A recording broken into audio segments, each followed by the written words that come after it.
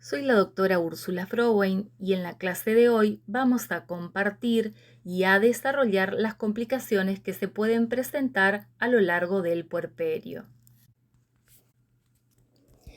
Para poder hablar de las patologías más frecuentes del puerperio, debemos de recordar que el mismo se clasificaba en puerperio inmediato, mediato y tardío.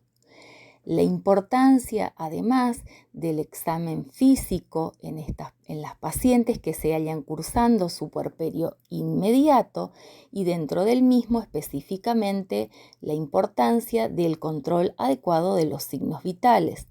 Además de esto, es importante controlar el grado de involución uterina, el grado de retracción y las características de los loquios.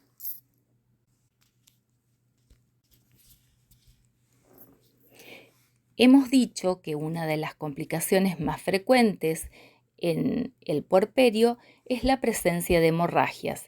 La incidencia de las mismas van entre el 1 al 5% de los partos vaginales normales. Para poder definir a las mismas, hablamos de pérdidas hemáticas iguales o superiores a 500 mililitros tras un parto o iguales a 1000 mililitros en la paciente en el postoperatorio de la cesárea, acompañado todo esto de síntomas o signos de hipovolemia. Dentro de las causas más frecuentes de hemorragias posparto, sin duda alguna, la constituye la atonía uterina. El 30% restante se halla relacionada a la retención placentaria y o de membranas ovulares. Además, las hemorragias también se pueden deber a la presencia de traumas, en particular los desgarros del canal cervical, los desgarros del periné o la prolongación de la episiotomía. En el caso que mencionamos aquí, que es la rotura uterina, en realidad la rotura uterina en general se halla relacionada a el mecanismo o se produce en general a lo largo del trabajo de parto. No es una complicación propiamente dicha del puerperio, pero sí se halla descrita dentro de las causas de las hemorragias. Como así también la inversión uterina es una causa de hemorragias posparto. Finalmente, las otras causas en las que podemos encontrar hemorragias son inherentes a los trastornos previos de la paciente, a las coagulopatías, por ejemplo.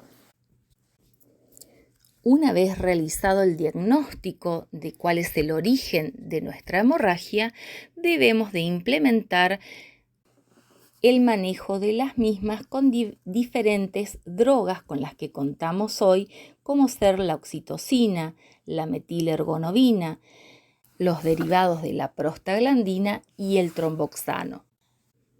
En el caso de sospechar la presencia de restos ovulares y a pesar del uso de todas estas drogas, debemos de recurrir a el legrado o a la evacuación de la cavidad mediante un legrado con cureta roma de pinar o un legrado aspirativo muy suave para no traumatizar aún más esta cavidad.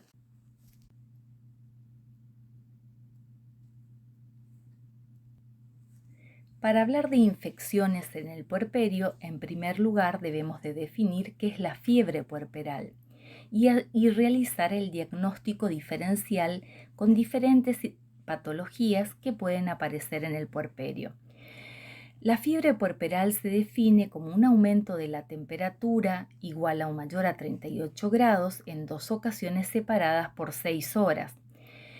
Esto se da con mucho mayor frecuencia entre el segundo día del puerperio e inclusive hasta 6 semanas después del parto.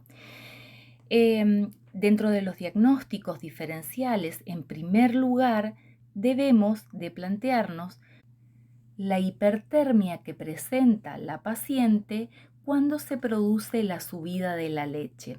Este reflejo que se produce naturalmente a partir de la succión y la bajada de la leche, los pechos se cargan, se ingurgitan, se inflaman Y todo esto se acompaña de la presencia de una temperatura de 37-38 grados y que no se debe a ningún cuadro infeccioso, sino que simplemente a este reflejo natural. Dijimos que además, dentro de los cuadros infecciosos, debemos de realizar un diagnóstico diferencial con patologías como la endometritis, que es una de las más frecuentes, o las mastitis puerperales. Después tenemos muchas otras, pero las más frecuentes son la endometritis y la mastitis. Existen diferentes factores que se han descrito como predisponentes para padecer endometritis puerperal. Por ejemplo, la duración del trabajo de parto, la presencia de antecedentes de rotura prematura de membranas, la presencia de heridas y o desgarros en el canal del parto, el número y la frecuencia con las que se han desarrollado los tactos o los exámenes ginecológicos a lo largo del trabajo de parto. También el solo hecho de ser un puerperio de una cesárea abdominal y en particular si esta cesárea fue indicada de urgencia o intraparto, donde la paciente sufrió todos los controles, los tactos vaginales, el examen ginecológico y a pesar de todo finalmente termina siendo una cesárea, esta paciente tendrá mucho mayor riesgo de padecer endometritis puerperal que otro tipo de pacientes. La endometritis puerperal se refiere entonces a la infección de la decidua y esta puede ir progresando o extendiéndose hacia el miometrio provocando una miometritis o hacia los parametrios provocando una parametritis. El diagnóstico fundamentalmente de la endometritis se realiza en función de la clínica que presenta la paciente. Vamos a encontrar una paciente con fiebre, taquicardia, con gran afectación general, presenta dolor a nivel de hipogastrio, se acompaña de metrorragias o ginecorragias. Al examen físico nos encontramos con un útero que está subinvolucionado, con una hipersensibilidad uterina y en general acompañada de la presencia de loquios que pueden ser malolientes. A nivel ecográfico podemos encontrar cierta traducción imagenológica con un endometrio engrosado, irregular, con bordes deflecados. Y a nivel del laboratorio claramente vamos a encontrar movilidad en cuanto al recuento de los glóbulos blancos con una fórmula francamente desviada. Lo correcto es que una vez ingresada la paciente y previo al inicio de un esquema de antibiótico-terapia, se pancultive a la paciente o por lo menos realizar 2 muestras de hemocultivo para de esta manera, en el caso de que no responda en las primeras 24 horas del tratamiento por vía parenteral, podamos contar con el recurso de tener el resultado de los hemocultivos. Los tratamientos de elección, en este caso, siempre van a ser con la paciente internada, hacerlo por vía parenteral, y una combinación que ofrece excelentes resultados es la combinación de la clindamicina más gentamicina, con una tasa de curación en líneas generales de un 90%.